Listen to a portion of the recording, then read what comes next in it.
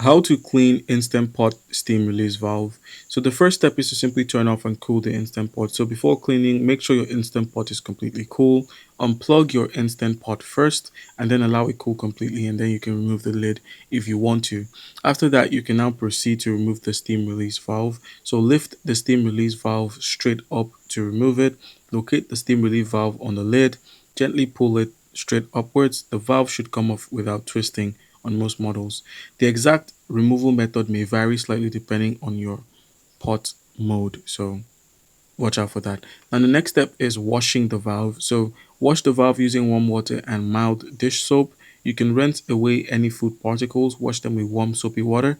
Use a soft brush or cotton swab to clean small openings if needed, and then rinse thoroughly. After that, you can now simply clean your vent pipe. So look through the vent pipe, ensure it's completely clear. If there's any food residue, you could use a soft brush or pipe cleaner to simply clean it off. Alright guys,